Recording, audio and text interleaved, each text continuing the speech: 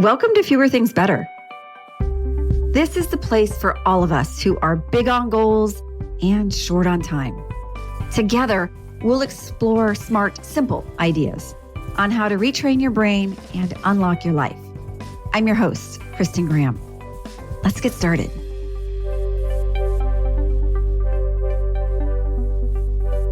In a world that is always on, there is an often overlooked benefit to making time to turn the brain off. And I mean really off, not just the mindless meandering done via device at different times of the day. There's been a lot of focus in the last few years on the topic of burnout and the mental and physical effect of too much. A lot of us can relate to the extended exhaustion that comes from being always on. I remember hearing someone say, "I'm the kind of tired a long weekend can't cure." Chronic fatigue is more than just a sleep issue. It ties back into the brain.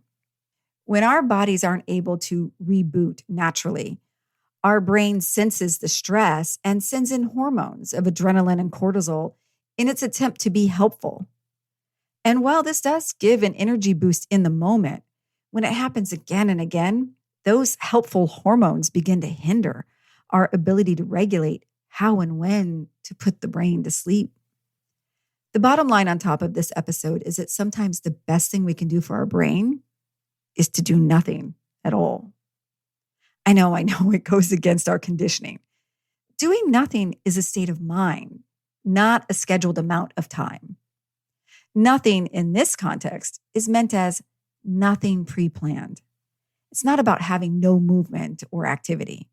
Rather, it's about letting your brain shift gears naturally. One of the ways that neuroscientists study the brain is through functional MRI scans that measure blood flow in the brain. One notable finding from the scans is that when our minds shift into a resting state, different parts of the brain start to buzz together. This is known as the default mode network, or DMN. This is the thinking that happens when the brain isn't otherwise focused on being focused. You know those times when your mind starts to wander and you think random thoughts or you remember wild details? That's DMN. It's like a waiting room where multiple networks of your brain hang out and then start to bounce off of each other. All of this science talk is to say that our brain can actually start to help itself when it stops thinking about all the other things that are after its help. Since you're already listening to this podcast about doing fewer things better, here are a few thoughts on how to try subtle shifts to see where you might get a brain boost by doing less. The first is time with no agenda. Time is a gift we give to ourselves, and this might require some pre-thought to have open space that isn't accounted for elsewhere. This means more than just the 15 minutes when you're waiting for an appointment or when you're commuting between activities. This means pre-planned time with nothing planned. A 2018 academic study explored what makes people feel time poor or time rich. Professors from 2 different universities studied 35,000 people and found that most people saw an increased satisfaction when they had between 2.5 to 5 hours of free time in a day. That sounds like a lot. So I'm going to pause here for a moment to address my skeptical friends. As soon as you heard that, your brain likely flagged for you, well, that's a cute idea, but not realistic at all. Before wiping the idea of time with no agenda from your mental whiteboard, try this. Pick an amount of time that feels like it's simply too much, whatever that means to you. Then split that between 2 days. It might be more manageable for your brain to allow the idea of time spread across 2 places. That's a starter formula. Now, back to all ears. Having open space doesn't have to be in one stretch to have a benefit. While it's especially delicious to wake up to a day without a single commitment, there is value in having added breathing room. So instead of making this an aspirational idea of having 2 to 5 hours, take a moment to see where there is some possibility for time, any amount of time, in the next 5 days. Why 5 days?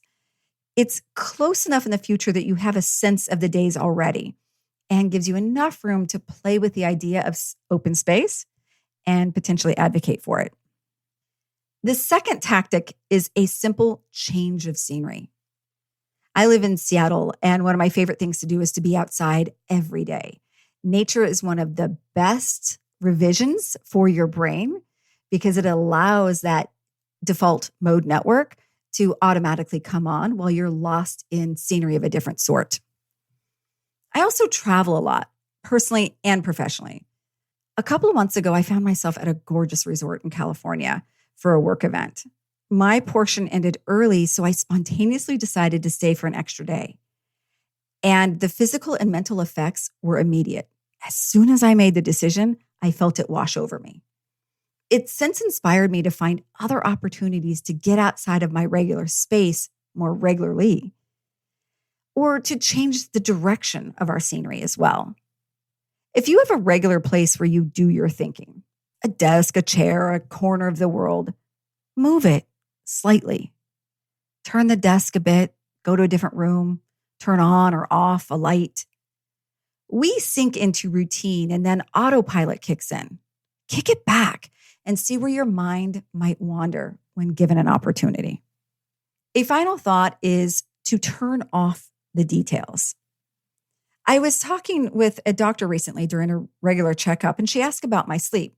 I quickly quoted her my Fitbit stats on how I've been sleeping, and she stopped me. Too many of us are looking at our data and devices, she said. She encouraged me to ditch the tracker and see how I felt when I woke up versus what the app reported. It's been an adjustment, and it's made me more conscious of how much my thinking dictates my feelings. Yes, I know some of this sounds really simple, and that's the point. Progress doesn't require a long user manual. Simple steps have power, and the easiest ones to follow are the ones you select for yourself. More time to do fewer things can lead to time to appreciate more things. That's a plan worth trying. Until then, I hope you also find time to take good care. Thanks for listening. You can find a lot more like this over on unlockthebrain.com or follow me on LinkedIn or Twitter. And if you found value in this podcast, please take a quick moment to rate or comment. Thanks so much. And now let's go do fewer things better.